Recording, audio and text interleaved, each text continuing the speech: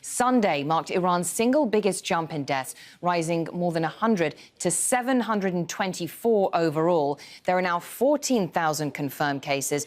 Iran is believed to have 110,000 hospital beds, 30,000 of those in the capital, Tehran. The country was already under pressure because of US sanctions, and with the outbreak placing further pressure on medical services, the government has asked the International Monetary Fund for $5 billion in emergency funding. Also, President Hassan Rouhani has offered low-interest loans and cash handouts to ease the financial burden on millions of households. So for more on this, we can speak to Trita Parsi. He's the Executive Vice President of the Quincy Institute, joins us live via Skype from Reston, Virginia. First of all, the figures in Iran. We were talking about a death toll there of 724, 14,000 confirmed cases.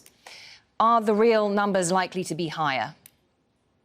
It is highly likely that the numbers are higher. How much higher, we of course do not know. In the beginning, the Iranian government's response to this was quite inadequate, if not completely incompetent. As of late, you've seen them taking much more drastic measures, but they have an additional challenge which other countries do not have, which is that because of the impact of sanctions on the economy at large, as well as when it comes to their healthcare system, their ability to test and verify cases is going to be a bit more limited than what it is in other places. And that will contribute to the undercounting.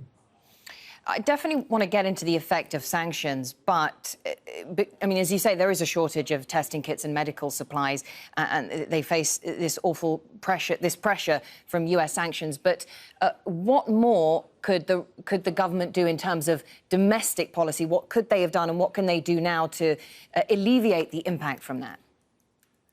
Well, the first things that they should have done in the early stage, which is, of course, a little bit easier to say in retrospect, because now we know how devastating this virus can be and how quickly it can spread. But they did not, for instance, postpone the elections. They did not postpone some of these events that take place that are the opposite of social distancing.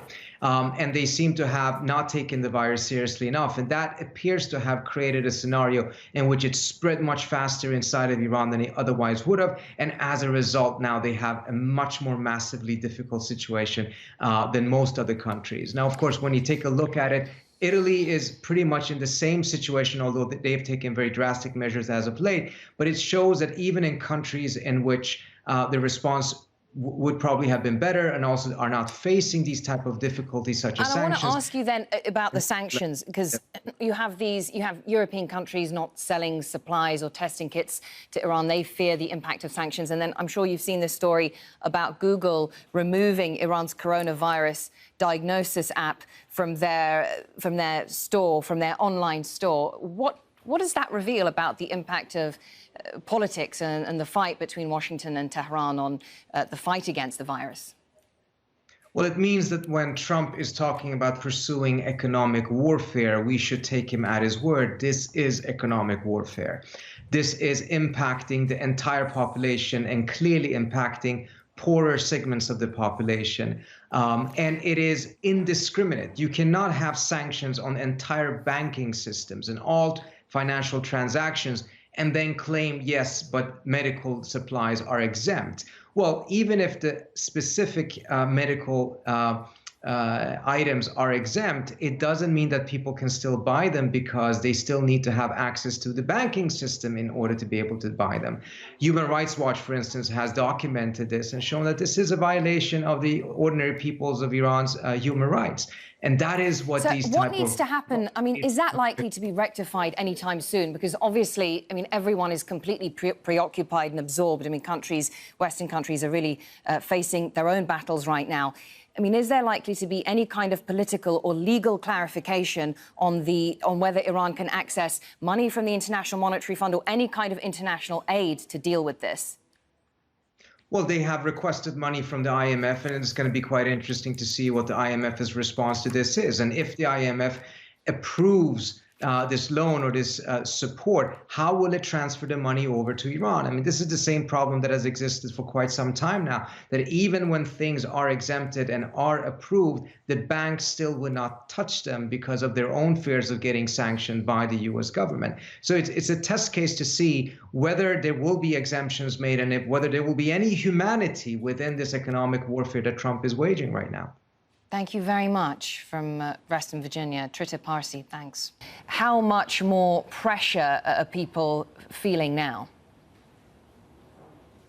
Well, certainly the sanctions have, for many, many months, had a compounding effect even before this outbreak. And really, the cracks are beginning to show because the public health care sector is under a great deal of strain, and Iran simply doesn't have any extra money to throw at the problem. So a great deal of pressure, and the pressure could be getting worse. Tragically, today, yet another record-setting day with the death toll spiking, the number of cases spiking, and Tehran remains the epicenter of the problem here in the country, Tehran province, as well as the capital city, Tehran. This is where the bulk of the cases are. But the government continues to say, despite the fact that we were expecting the military to enforce controls of mass gatherings and other crowd control measures, the government of President Hassan Rouhani continues to say that there will be no quarantine of the capital, that they will try to maintain business as usual as much as possible. They continue to advise people to stay at home, but they say that shops and road closures, that will not happen.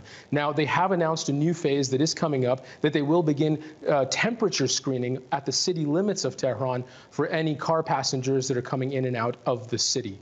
Now, we did hear another bit of concerning information from the task force that has been assigned by the president to combat the coronavirus, and that is that a handful of 15% of the deaths have happened among people considered to be younger than this has been, than the coronavirus has been killing most recently. So what the healthcare official attached to the task force said specifically, the virus in Iran is, quote, deadlier and wilder inside Iran, suggesting that there is a more virulent strain of the virus in this country. Of course, it was already a concern for the aging population, but this is a country where the majority of the population is considered young. The median age is 31, so this could have a compounding effect if it is verified and if it is not an anomaly.